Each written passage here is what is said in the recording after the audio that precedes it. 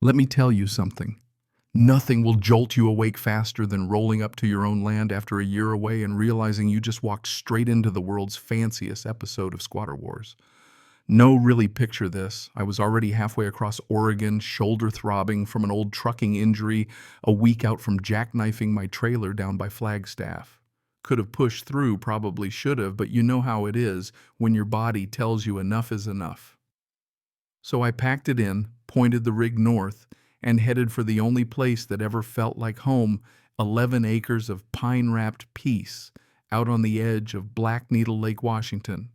No neighbors, no HOA, not a soul around to tell me my porch wasn't the right shade of approved beige, just the wind and the water and the dream of building a place with my own two hands. Now, I bought that land 4 years ago, hiked 3 days through the Cascades, tripped over a root, and stumbled into the prettiest damn clearing you've ever seen. Felt something heavy settle in my chest like the world was telling me, "This is it, buddy, dig in." Checked the plot map, confirmed with the county, made damn sure it wasn't part of any subdivision, and signed that deed grinning like I'd won the lottery.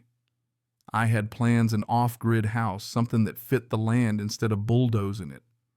But life, as it tends to do, threw me back out on the road, chasing jobs, hauling steel and prefab walls from coast to coast, stacking cash for my little Eden. And then finally I rolled back up that dirt road, windows down, breathing deep, letting the smell of pine and sap hit me like a revival. And I slammed on the brakes hard because my open meadow, my half-built dreams, gone. Replaced by 3 brand new designer cottages, paddleboards, string lights, a pontoon dock, and a dozen sunburned strangers, Instagramming my private lake like they'd just rented a slice of heaven off Airbnb. I'm talking paddleboards, lakefront decks, people snapping selfies, the works. My land had turned into a damn resort. I pulled ahead stunned, trying to make sense of what I was seeing. Next thing you know, 2 private security guards in matching polos roll up in a golf cart. "Tell me sorry, sir. Guests only past this point." And I'm just standing there gripping the steering wheel thinking, is this some kind of prank? Nope. Clipboard lady with sunglasses struts over attitude sharper than a new razor, tells me if I'm not a registered guest of Lake Pine Enclave, they're words I've got to leave. "Resort's fully booked through Labor Day," she says. I almost choked, laughing. "Resort lady, I own this land. My name's Ellis Winslow. Bought it in 2021. You're all trespassing." She doesn't blink. Instead, she hands a security guard a folder, all legalese and faxed signatures claiming their HOA has temporary leasehold rights under some expansion agreement that I failed to utilize the land, so they reclassified it as vacant. Says I should call my county registrar if I have an issue. I just stood there staring at the papers. My plot number, sure, but the signature wasn't mine. Address listed for notifications. A P.O. box I'd never seen in my life. Organized, well-dressed squatters, armed with forged documents and clipboards, that's what they were. So yeah, I called the sheriff.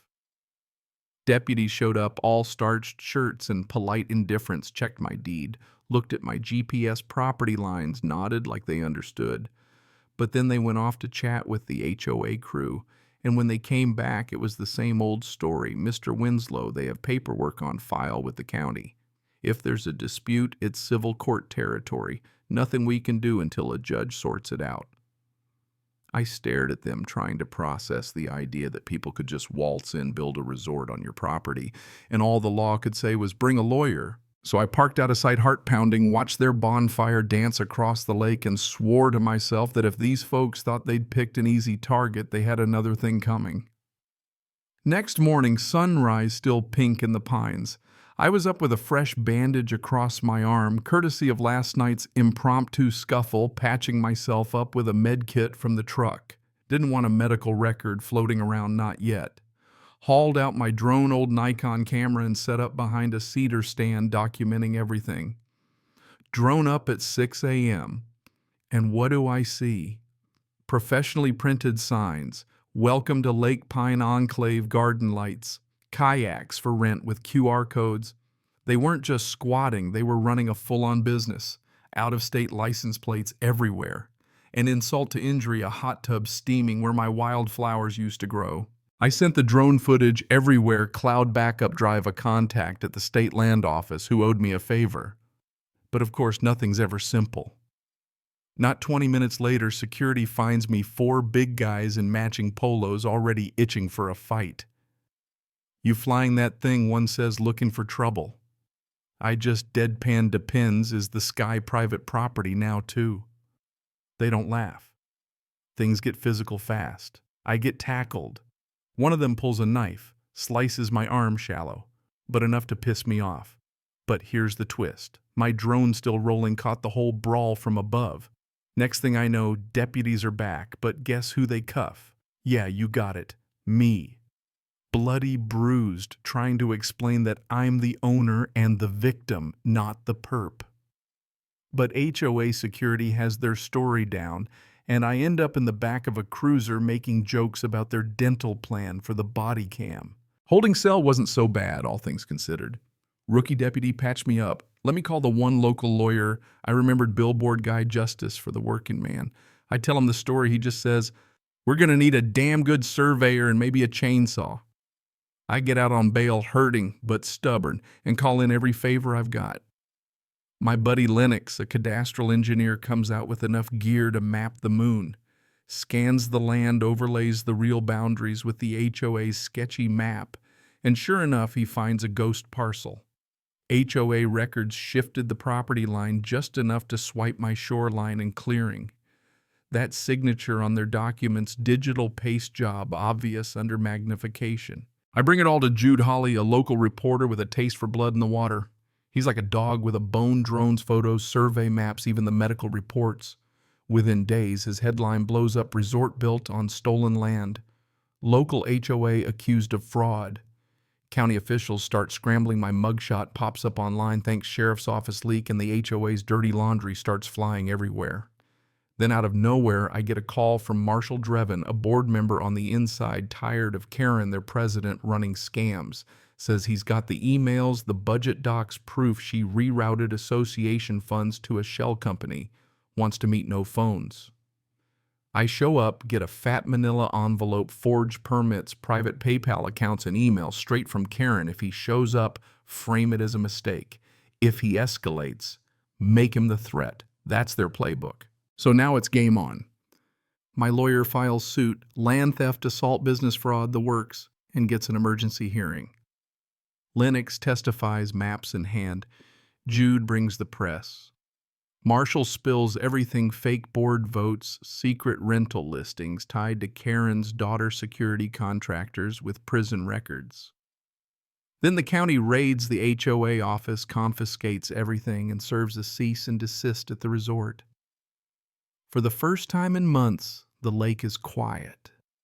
The tourists get marched out with their wheeled bags, looking at me like I'm the ghost in the machine. Lady asks, "Do you know the owner, ma'am? You're looking at him." Court day Karen's dolled up like she's on her way to the Kentucky Derby pearls and all acting like this is just a misunderstanding. The judge, though, isn't having any of it. My lawyer brings up the maps, the drone footage, the insider emails.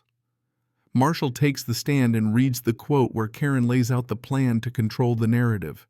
Judge sees right through her. In the end, injunction granted.